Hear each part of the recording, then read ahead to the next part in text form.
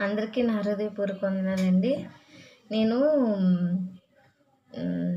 మా పిల్లలకి చిన్నప్పటి నుంచి వాక్యాలు గట్టా నేర్పించేదాన్ని. వాళ్ళు చిన్నప్పుడు చెప్తే నేర్చుకొని అలాగే అప్పచెప్పి చక్కగా అన్నీ చేసేవాళ్ళు. వాళ్ళు ఎదిగే కొద్దీ కొంచెం వాళ్ళతో పాటు మొండితనం కూడా ఎదిగింది. అందుకని ఇప్పుడు నేను నేర్పలేకపోతున్నాను. 119 అధ్యాయము వాళ్ళని చదవమని చాలాసార్లు ప్రోత్సహించాను, చెప్పాను.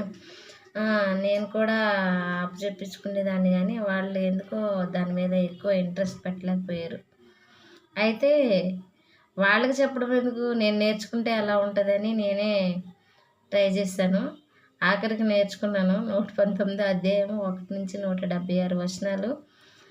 బైబిల్లో ఇదే అతిపెద్ద అధ్యాయము. నేను ప్రయత్నించాను.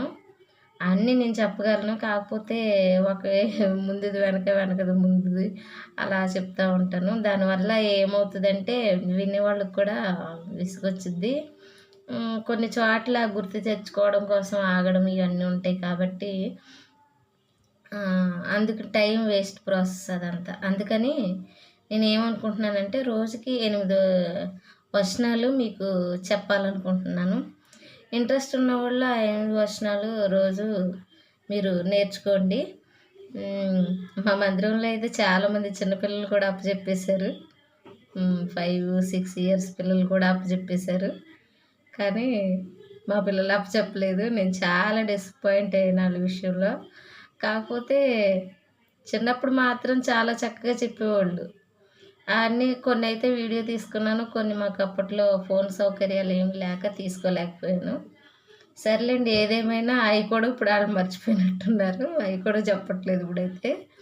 నేనైతే మాత్రం వాళ్ళకి ఇవి అంతసేపు నేర్చుకోండి అని వాళ్ళకి చెప్పడం కంటే నేను కూడా నేర్చుకుంటే బాగుంటుంది కదా అని నేను నేర్చుకున్నాను. అందరూ చెప్పారు. నేను చెప్పడం పెద్ద గొప్ప ఏం కాదు. కాకపోతే నాకు ఇది సంతోషం అనిపించింది, నాకు వచ్చింది కాబట్టి. అందుకని రోజుకి 8 వచనాలు నేను అలాగే బై హార్ట్ చేశాను. వాటిని అలాగే నేర్చుకున్నాను. 8 వచనాల కింద డివైడ్ చేసుకొని రోజు నాకు ఎక్కువ టైం పట్టేది అనమాట. వారం అలా పట్టేది. 2-3 సంవత్సరాల నుంచి చదివాను దాన్ని. అలాగా చదివి నేర్చుకున్నాను. అది మీకు రోజుకి 8 వచనాలు నేను మీకు చెప్తూ ఉంటాను. నన్ను కరెక్ట్ చేయండి, సరేనా?